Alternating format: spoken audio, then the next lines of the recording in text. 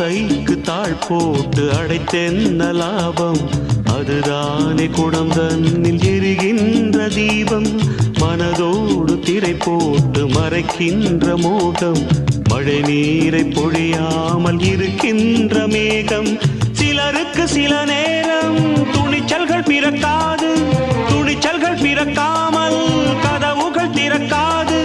காட்டாத காதல் எல்லாம் மீட்டாத வீணையை போல். ஓ